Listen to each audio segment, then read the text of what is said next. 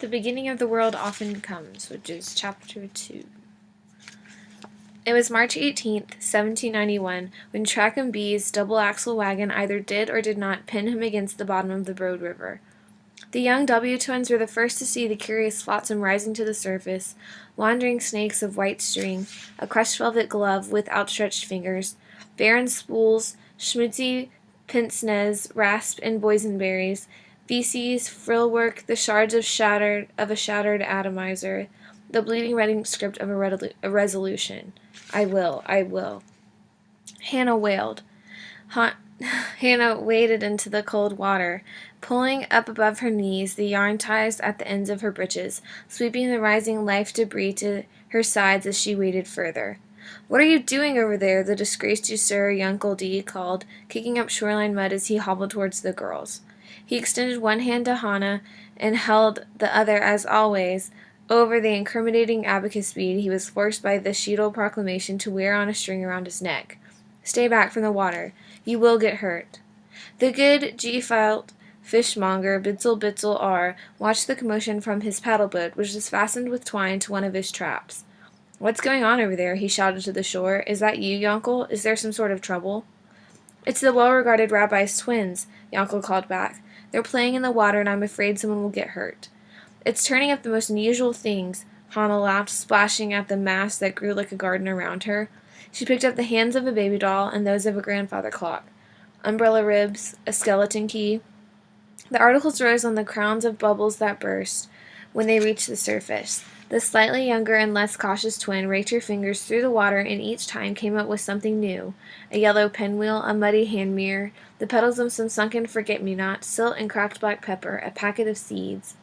But her slightly older and more cautious sister Hannah, identical in every way save the hairs connecting her eyebrows, watched from shore and cried. The disgraced usurer Uncle D took her into his arms, pressed her head against his chest, murmured, "Here, here," and called to Bitzel, "Row to the well-regarded rabbi's and bring him back with you. Also bring Menashe the physician and Isaac the man of law. Quickly." The mad squire, Sophioqua, whose name the Cheadle would later take for maps and Mormon census records, emerged from behind a tree. "I have seen everything that happened," he said hysterically. "I witnessed it all. The wagon was moving too fast for this dirt road. The only thing worse than to be late to your own wedding is to be late to the wedding of the girl who should have been your wife. And it suddenly flipped itself, and if that's not exactly the truth, then the wagon didn't flip itself, but was flipped itself by a wind from Kiev or Odessa or wherever. And if that doesn't seem quite correct, then what happened was, and I would swear on my lily-white name to this, an angel with a gravestone feathered wings descended from heaven to take Trackham back with him. For Trackham was too good for this world." "Of course, who isn't? We are all too good for each other." "Trackham," Yonkel asked, allowing Hannah to finger the incriminating bead. "Wasn't Trackham the shoemaker from Lux, who died half a year ago of pneumonia?" "Look at this," Hannah called, giggling, holding above her head the jack of the cunnilingus from a dirty deck of cards. "No," Sophioqua said. "That man's name was Trackham, with a U. This was an I, and that Trackham died in the night of the longest night. No, wait, he died from being an artist." "And this!" Hannah shrieked with joy, holding up a faded map of the universe. "Get out of the water," Yonkel hollered at her, raising his voice louder than he would have wished at the well-regarded rabbi's daughter or any young girl. "You will get hurt." Hannah ran to the shore. The deep green water obscured the zodiac as the star chart sank to the river's bottom, coming to rest like a veil on the horse's face. The shutters of the Cheadle's windows were opening to the commotion, curiosity being the only thing the citizens shared. The accident had happened by the Small Falls, the part of the shore that marks the current division of the Cheadle into its two sections, the Jewish quarter and the human three-quarters. All so-called sacred activities, religious studies, kosher butchering, bargaining, etc., were contained within the Jewish quarter. Those activities concerned with the humdrum of daily existence, secular studies, communal justice, buying and selling, etc., took place in the human three-quarters. Straddling the two was the upright synagogue. The ark itself was built along the Jewish human fault line, such that one of the two Torah scrolls would exist in each zone. As the ratio of sacred to secular shifted, usually no more than a hair in this or that direction, save for the exceptional hour in 1764. Immediately following the program of beaten chest, and the Cheadle was completely secular.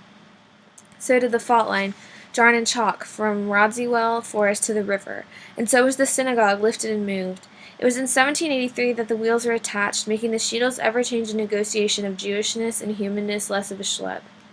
I understand there has been an accident, panted Shalom W., the humble antique salesman who survived off charity, unable to part with any of his candelabras, figurines, or hourglasses since his wife's untimely death.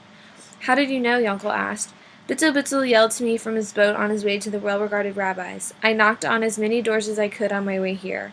Good, Yonkel said. We'll need a Sheetle proclamation. Are we sure he's dead? Someone asked. Quite, Sophia assured, dead as he was before his parents met. Or deader, maybe, for then he was at least a bullet in his father's cock and an emptiness in his mother's belly. Did you try to save him? Yonkel asked. No.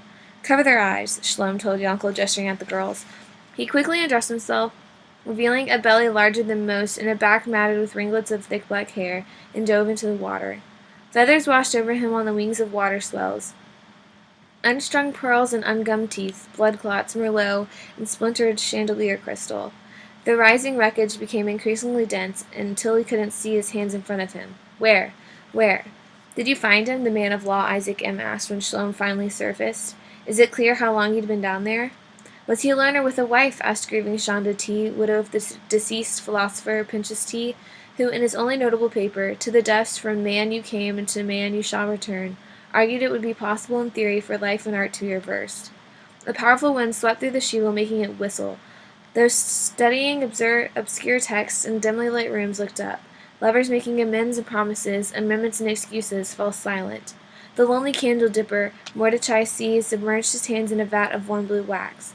He did have a wife, Sophia inserted, his left hand diving deep into his trouser pocket. I remember her well. She had a set of such voluptuous tits.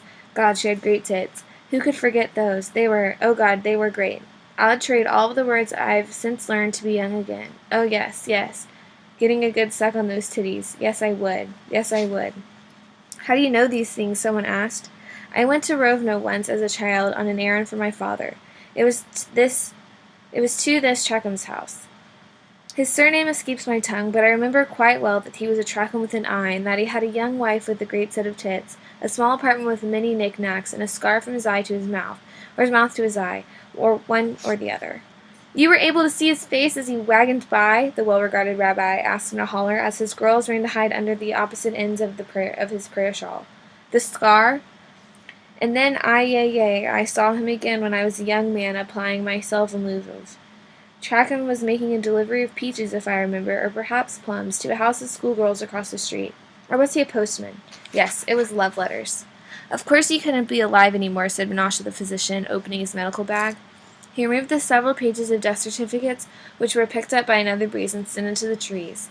Some would fall with the leaf sets of timber, some would fall with the trees generations later. And even if he were alive, we couldn't free him, said Shalom, drawing himself behind a large rock. It won't be possible to get to the wagon until all of its contents have risen. We must make a Sheetle proclamation, proclaimed the well-regarded rabbi, mustering a more authoritative holler. Now what was his name exactly? Menashe asked, touching quill to tongue. Can we say for sure that he had a wife? Grieving Shanda asked, touching hand to heart. Did the girls see anything? Asked Avram R., the lapidary, who wore no rings himself, although the well-guarded rabbi had promised he knew of a young woman in Lodz who could make him happy forever. The girls saw nothing, Sophia said. I saw that they saw nothing. And the twins, this time both of them, began to cry. But we can't leave the matter entirely to his word, Shalom said, gesturing at Sophia, who returned the favor with a gesture of his own. Do not ask the girls, Yonkel said. Leave them alone. They've been through enough.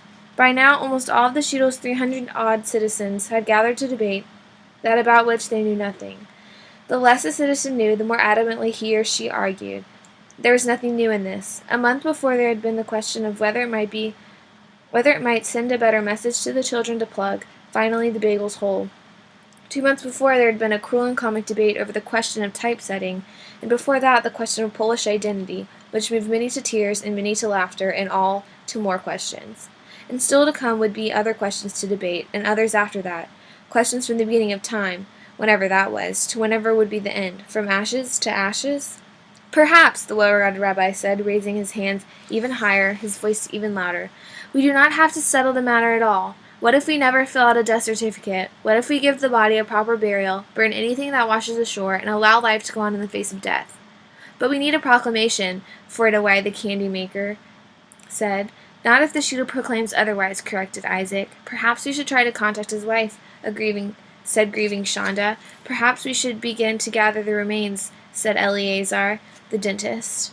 And in the braid of argument, young Hannah's voice almost went unnoticed as she peeked her head from beneath the fringed wing of her father's prayer shawl. I see something. What? Her father asked, quieting the others. What do you see? Over there, pointing to the frothy water. In the middle of the string and feathers, surrounded by candles and soaked matches, prawns, pawns, and silk tassels that curtsied like jellyfish, was a baby girl, still mucus-glazed, still pink as the inside of a plum. The twins hid their bodies under their father's talus like ghosts. The horse at the bottom of the river, shrouded by the sunken night sky, closed its heavy eyes. The prehistoric ant in Yonkel's ring, which had lain motionless in the honey-colored amber since long before Noah hammered the first plank, hid its head between its many legs in shame.